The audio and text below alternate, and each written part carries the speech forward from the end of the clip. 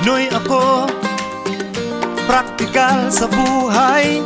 Ano mang iba to sa akin, may diskarteng tunay. Natutong magtipid kahit laging gipit.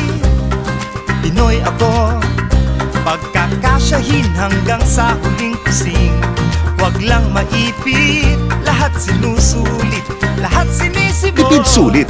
Ang katangiang ito, mahahanap din sa ating mga Pinoy tulad mo. Mula sa pagkilatis sa mga bagay-bagay, pagdiskarte para makuha ang pinakatipid at pinakamahusay. Ginagawa ang lahat para masulit ang bawat kusing. Tipid sulit sa puso, isip at gawa. Ganito ka rin ba? Kinikilala ng Talk and Text ang kakayahan ng mga taong tipid sulit. Naniniwala kami na sa pamamagitan ng pagiging masipag, maagap, matyaga, at sa pagkakaroon ng tamang diskarte, gagaan ang buhay ng bawat Pilipino. Kaya inilunsad ng Talk and Text ang Tipid Sulit Pinas, isang pagkilos para maisulong ang mga programang pangkomunidad na makapagpapagaan ang buhay nating mga Pinoy. Ang Tipid Sulit Pinas ay naglalayong maitaguyod at maiparamdam ang buhay na tipid sulit sa lahat at nang patatagin ang pag-asa sa bawat Pilipino. Kasama ng aming mga partner, ang Philippine Business for Social Progress at JobsDB, itataguyod namin ang mga programang tipid sulit sa ating mga barangay sa buong bansa.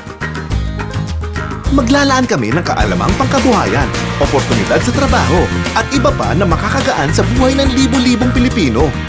Sa sama-sama nating pagiging tipid sulit, lahat tayo aahon. Napili ng Talk and Text na maging partner ang Philippine Business for Social Progress dahil sa kakayahan nilang magpatakbo ng mga programang pangkabuhayan para sa komunidad. Ang JobsDB ay pinili dahil sa kakayahan nilang maglaan ng mga oportunidad sa trabaho para sa milyong-milyong Pilipino. Ang Tipid Sulit Pinas ay kumikilala rin sa mga organisasyong nagpakita ng diskarteng tipid sulit sa kanilang kabuhayan, kaya napagaan ang buhay nila. Sa tulong at suporta ng Talk and Text kasama ang Philippine Business for Social Progress at JobsDB, may magandang kinabukasan ang mga komunidad na tipid sulit. Isa sa mga inspirasyon ng Tipid Sulit Pinas ay ang Rags to Riches, isang social enterprise para sa mga ginang ng payakas.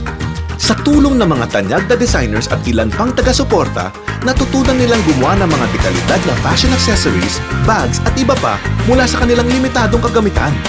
Mula sa ritaso, nagkaroon sila ng kabuhayan, nakaangat sa buhay. Salamat sa sipag at sa diskarting tipid sulit. Isa pang kwentong tipid sulit ay ang taga-Banglos, General Nakar, Quezon. Nasa lanta ng 4 na bagyo noong 2004. Nawasak ang kanilang mga bahay ngunit di ang kanilang diskarte. Sa tulong ng tanyag na iskultor na si Ray Paz Contreras, natutunan ng mga residente kung paano lumilok ng mga likhang sining gamit ang mga kahoy mula sa mga nagtumbahang puno. Ngayon, mahanap na ang gawang banglos sa mga prestigyosong establishmento. Pruweba na kahit may trahedya, kayang gumaan ang buhay ng Pinoy sa diskarteng tipid sulit. Sa suporta mo sa Tipid Sulit Pinas, marami ang makikinabang at makaaangat, pati ikaw.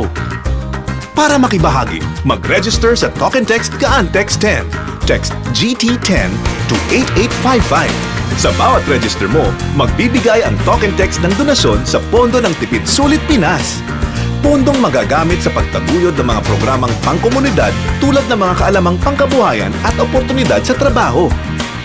Sasabay-sabay natin pagiging tipid sulit, gagaan, di lang buhay mo! Together, aahon tayo! Maging tipid sulit, Pinas! Gaan ng life